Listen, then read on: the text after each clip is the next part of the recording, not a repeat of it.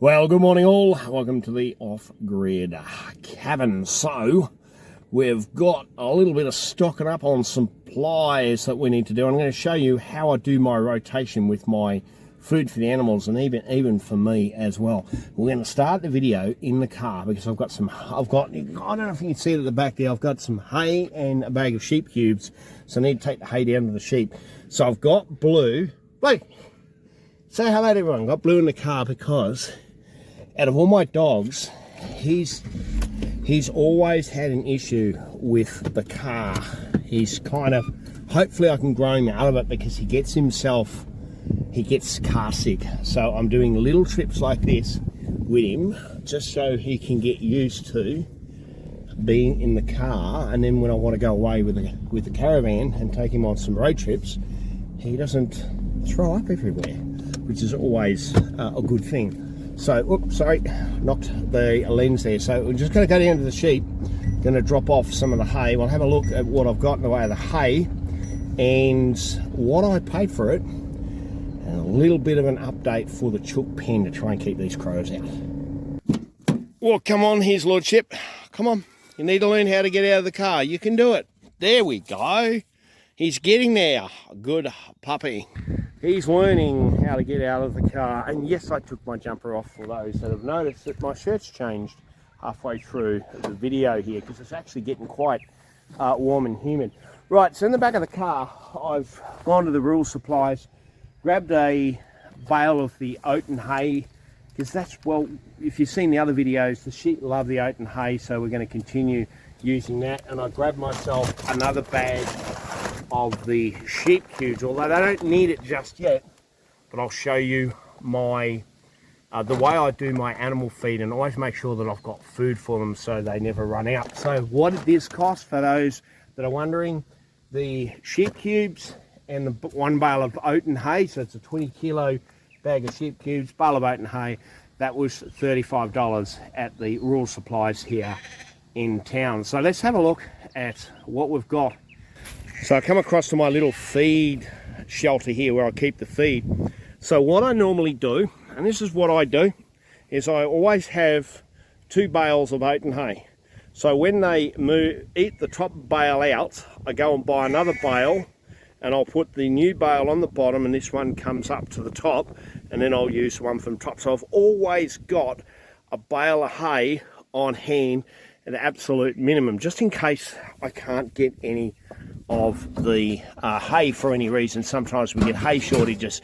Now in here is their sheep cubes. We can see, well, I've still got plenty of sheep cubes, but it's down to about half of the bin there. So I've got another bag of sheep cubes to have on hand. So when that runs out, I've got another bag on hand. If you get the idea, so I've always got a full stock of 1 bale of hay, 1 bag of sheep cubes, always on hand at an absolute minimum. Righto, so we're all stocked up with our hay and that bag of sheep cubes I bought. I will store that inside the cabin, but I'm going to show you this because Blue has decided that it's really, really awesome game to chase the sheep. He has a bit of fun with the sheep when he's not looking for sheep poo to eat, and he has a game because he knows the sheep can't get him. So he plays, comes down here and he plays come chase me with the sheep. Aren't you, Blue? What are you doing there, Blue? And this one here tries to chase him, and he loves it. It's a really, really awesome game. He really, really enjoys it. And yeah, I've moved the sheep into this little paddock here just to get them to eat that little bit of grass out. But that's pretty well much it for the grass for this summertime. Are you enjoying yourself there, Blue? Playing come chase me with the sheep? Yeah, you are. Look at him there. He is just having an absolute ball playing with the sheep.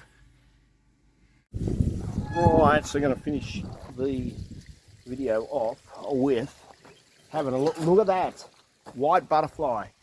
Get out of it. I've got to pick that. This weekend's job is to pick the cabbage because that needs processing. So I'm going to have a look at the chooks here because I've done a little bit of a change, and also if you noticed here, a bit of a change in the veggie garden as well. So I've actually enclosed the beds, in between the beds I can walk in and still be able to access the bed. In fact, I'm not even explaining that correctly. You get the idea. You can see what I've done here. Right, broccoli. I'm not going to do a veggie garden tour because I've already done that in the last 2 videos, so I don't want to bore you with that, but broccoli's heads are coming up. So what have I done in here with the chickens to try and eliminate the crows? Because I spotted a crow, really big crow, come up to the veggie garden. It was just sitting on the gate there, ready to fly in and steal the eggs. So normally I would take this whole panel out and leave the whole panel out and get accessibility in through the panel. But what I've done is I've actually cut just in here a little access hole so the girls can come in and out, and I just wired up this little hinge like this. So at night time I close that up and I put a rock up against it and it keeps them in, and then in the daytime all I need to do is just open this up like this, my little homemade little latch into there like that, and then they can get in and out. And what that's going to do is it's going to make it a lot harder for the crows to be able to get in with this gate kept in place.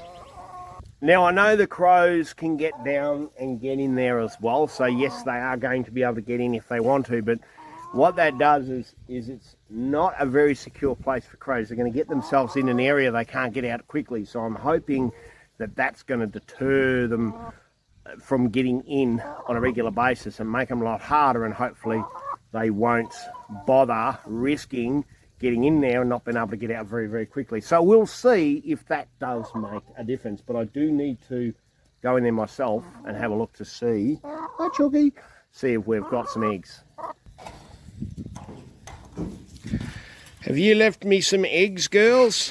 Hey, have you left me a heap of eggs to be able to munch on?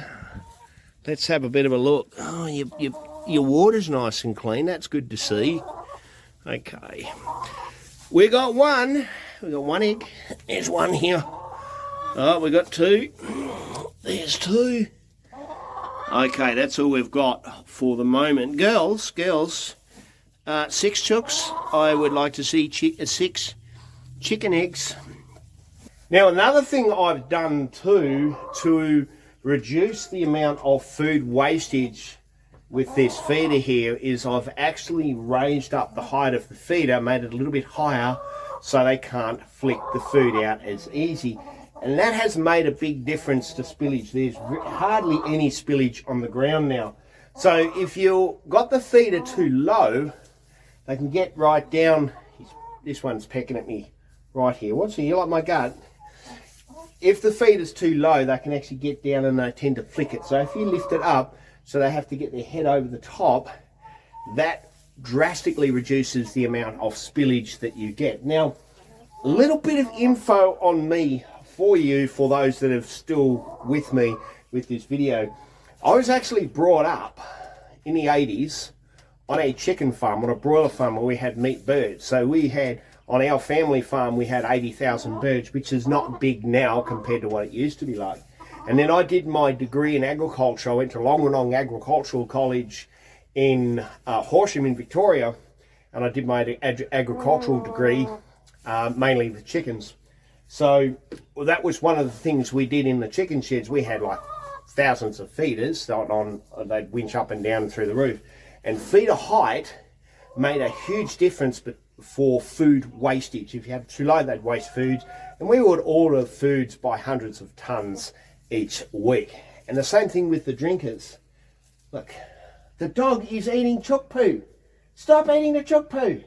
Same thing with the drinker height. If you had the drinker height too low, they would get down and they'd flick the water around and they would make a mess, and it would make the litter all wet and start to fumigate and cause issues with the chickens in the shed. So a little bit of history on me. Yes, I grew up on a chicken farm. When I finished my agriculture degree, I actually managed farms, and I think one of the farms we had up to 150,000 birds that I used to manage. So I managed various different farms throughout my agricultural career until I moved over here to Western Australia. So a little bit of useless information there, but I know some that like watching these videos will probably find that interesting. So yeah, lifting the feeder height has definitely made a difference in, get out here about my head, made a difference in spillage of that food. Right, let me put this back in again so you girls can keep, I need 2 hands for this, 2 seconds.